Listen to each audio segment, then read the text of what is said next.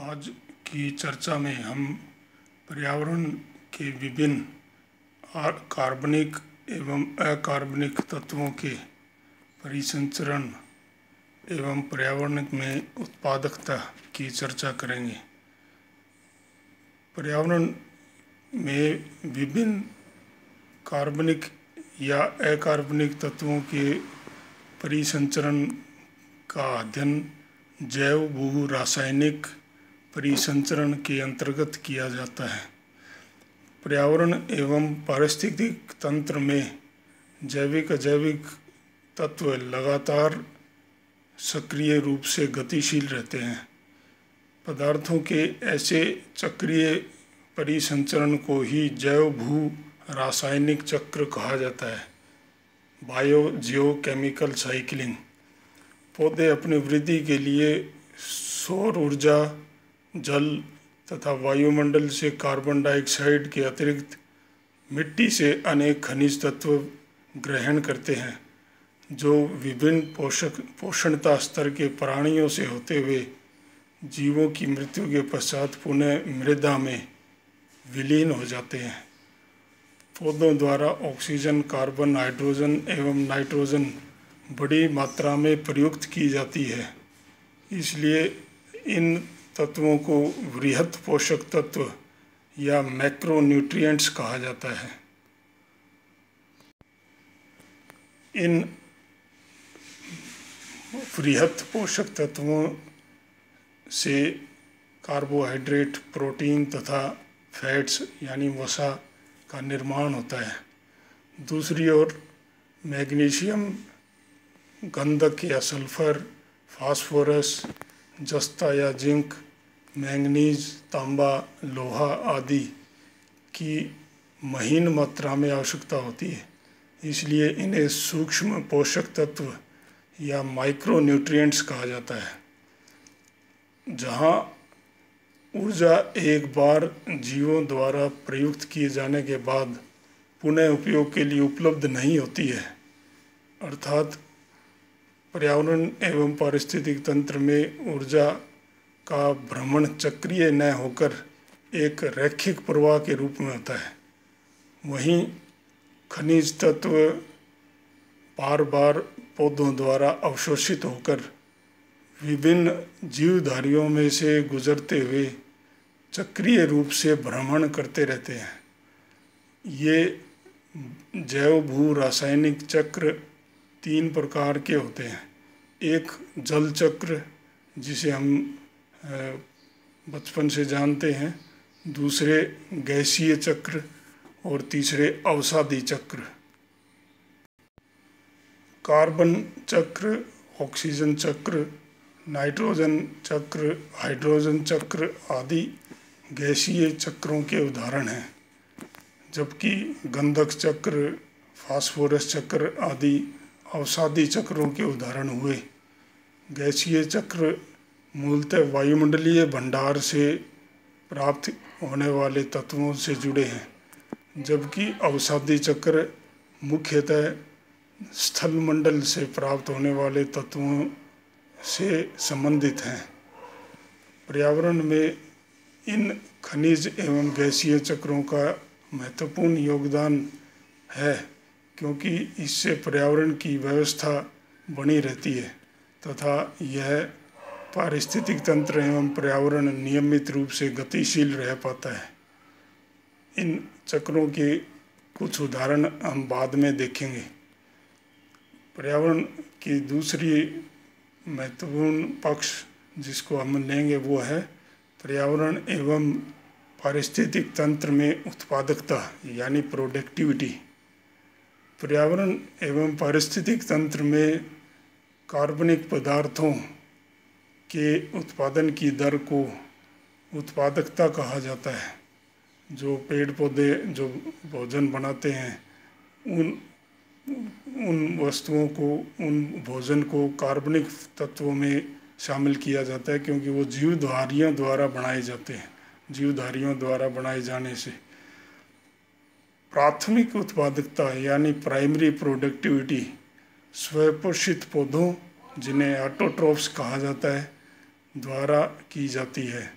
जबकि द्वितीयक उत्पादकता यानी सेकेंडरी प्रोडक्टिविटी परपोषी जीवों, जिन्हें हिटेरोट्रॉप्स कहा जाता है, विभिन्न प्रकार के शाकाहारी, मांसाहारी आदि इसके उदाहरण हैं, उन परपोषी जीवों द्वारा सेकेंडरी या द्वितीयक उत्पादकता की जाती है।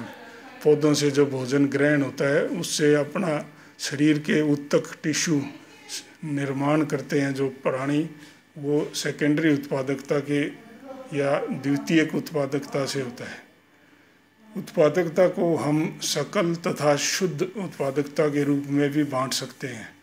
सकल उत्पादकता यानी ग्रॉस प्रोडक्टिविटी कार्बनिक पदार्थों के कुल उत्पादन के स्तर को दर्शाती है। पेड़ पौधों द्वारा जो कार्बनिक पदार्थ सकल रूप में बनाए जाते हैं, जबकि शुद्ध उत्पादकता श्वसन के पश्चात शेष बचे हुए कार्बनिक पदार्थों को दर्शाती है। प्राथमिक सकल उत्पादकता प्राइमरी ग्रॉस प्रोडक्टिविटी प्रकाश संश्लेषण, जिसके माध्यम से हरित पौधे अपना भोजन बनाते हैं, प्रकाश संश्लेषण की प्रक्रिया की दक्षता तथा पर्यावरण में आने वाली सौर ऊर्जा की मात्रा पर निर्भर करती है।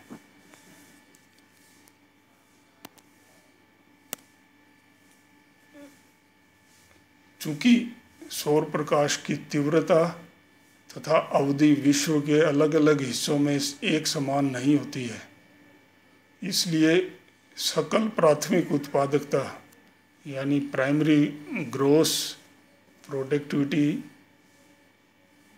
की संभावना विश्व के अलग अलग प्रदेशों में परिवर्तनशील रहती है। प्रकाश संश्लेषण की दक्षता कई कारकों पर निर्भर करेगी, जैसे सूर्य से आने वाले प्रकाश का तापमान कितना है, पोषक तत्वों की उपलब्धता जो भूमि या मृदा से होती है वो कितनी है, किस स्तर की है, जीवधारी जो भोजन बनाता है, जैसे कोई पादप भोजन बनाता है उसकी आयु कितनी है, किस प्रकार की प्रजाति का है आदि। दूसरी ओर शुद्ध प्राथमिक उत्पादकता नेट प्राइमरी प्रोडक्टिविटी श्वसन में कार्बोहाइड्रेट के खर्च एवं प्रकाश संश्लेषण द्वारा कार्बोहाइड्रेट के उत्पादन की प्रक्रियाओं की तुलनात्मक दरों पर निर्भर करती है।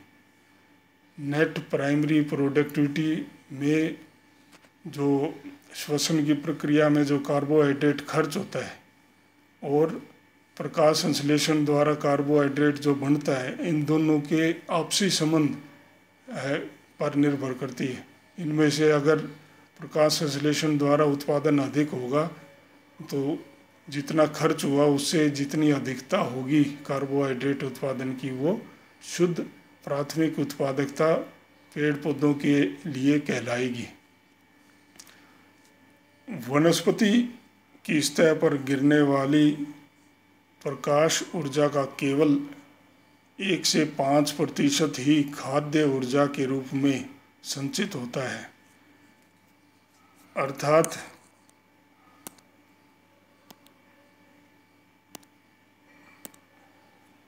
पेड़ पौधों की सतह पर जो प्रकाश ऊर्जा सौर ऊर्जा गिरती है उसका भोजन में रूपांतरण 1 से 5% ही होता है। द्वितीयक उत्पादकता पादप से प्राप्त भोजन को प्राणी के शरीर के पदार्थ में संशोधन पर निर्भर करती है। एक पोषणता स्तर से अगले पोषणता स्तर के बीच ऊर्जा के ट्रांसफर की दक्षता को पारिस्थितिकीय दक्षता यानी इकोलॉजिकल एफिशिएंसी कहा जाता है। इकोलॉजिकल एफिशिएंसी स्वपोषी पौधों जो अपना भोजन खुद बनाते हैं से परपोषित जीवों के बीच ऊर्जा के हस्तांतरण की दक्षता न्यून है, निम्न स्तरीय होती है। तो पेड़ पौधों को खाने वाले जो शाकाहारी जीव हैं उन तक जो ऊर्जा का हस्तांतरण होगा उसमें ऊर्जा की जो मात्रा आगे हस्तांतरित होगी वो बहुत कम होती है। प्राकृतिक पर्यावरण के पारिस्थितिक तंत्रों में यह 10% के आसपास ही मानी जाती है। अगर 100 ग्राम ऊर्जा ग्रहण करता है कोई शाकाहारी, 100 ग्राम पादप द्वारा निर्मित आहार ग्रहण करता है, तो उसमें से 10 ग्राम के बराबर ऊर्जा ही हस्तांतरित हो पाती है, बाकी 90% का ह्रास हो जाता है। इस प्रकार आहार श्रृंखला में आहार से प्राप्त ऊर्जा का एक से दूसरे प्राणी में स्थानांतरण करते हुए लगभग 90% ऊर्जा का ऊष्मा के रूप में अपव्यय या वेस्टेज हो जाती है। इसी कारण आहार श्रृंखला ज़्यादा लंबी नहीं हो सकती है। जैसा कि एल्टन ने बताया कि आहार श्रृंखला में 5 या 6 से अधिक कड़ियाँ प्राय नहीं होती हैं। खाद्य श्रृंखला जितनी छोटी होगी उतनी ही अधिक ऊर्जा मूल उत्पादक से उपभोक्ता को रूपांतरित या हस्तांतरित हो पाएगी।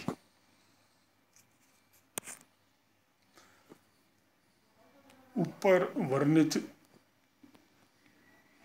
जैव भू रासायनिक चक्रों में से अवसादी तथा गैसीय चक्रों का एक एक उदाहरण हम लेंगे। प्रथम फॉस्फोरस चक्र है।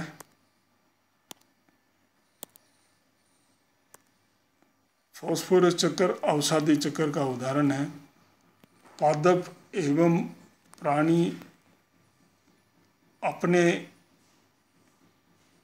उत्तकों के निर्माण में पादपों द्वारा मृदा से जो फॉस्फेट पादप ग्रहण करते हैं, इस फास्फेट या फॉस्फोरस की संचयन पेड़ पौधों में हो जाता है तथा पेड़ पौधों को खाने वाले प्राणी तक यह फास्फोरस फिर पहुंचता है।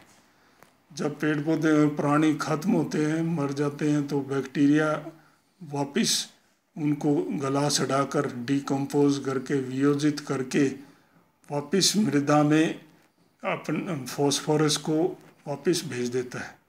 मृदा में आने वाला जो फॉस्फोरस है ये फॉस्फेट युक्त शैलों के अपरदन से मृदा तक पहुंचता है। मृदा पर मिट्टी में धरातल पर बहने वाले जल या अन्य अपरदन के कारकों से मृदा का फॉस्फेट उथले महासागर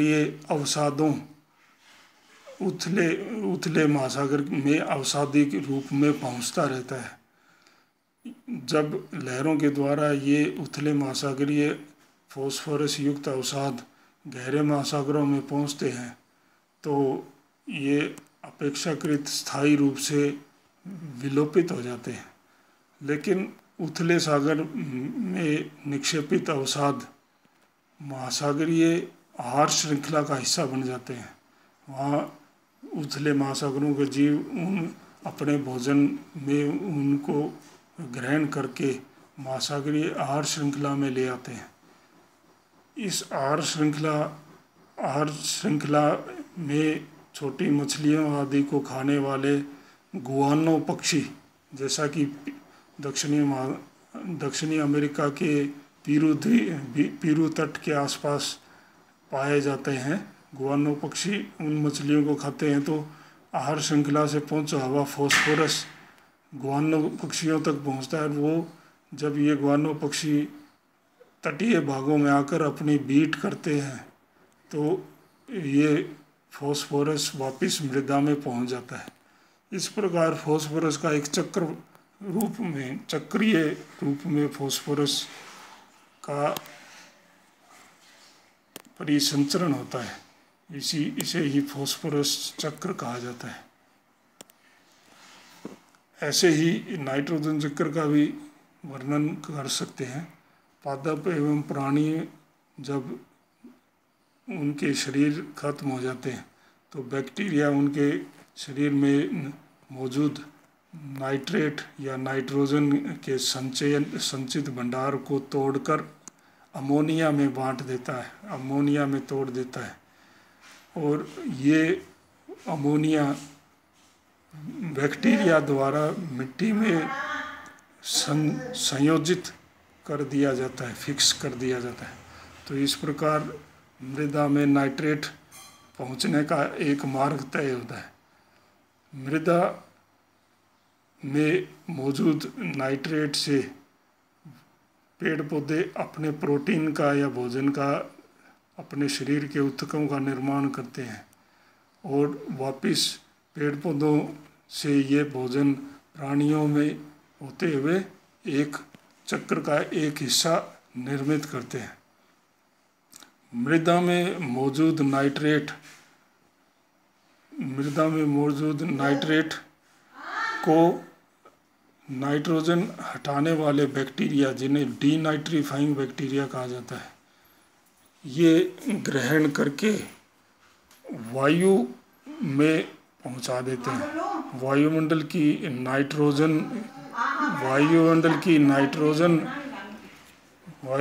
नाइट्रोजन की पूर्ति कर देते हैं। नाइट्रोजन फिक्स करने वाले जीव और वायुमंडल में होने वाली जो कड़कने वाली बिजली वापस इस वायुमंडल की नाइट्रोजन को मृदा में नाइट्रेट के रूप में पहुंचाती है। मिट्टी में संचित नाइट्रेट जल, बहते हुए जल आदि के द्वारा उथले महासागरीय अवसादों में पहुंच सकती है, जहाँ से उसका कुछ हिस्सा स्थायी रूप से विलोपित हो सकता है गहरे सागरीय अवसादों में पहुंचकर।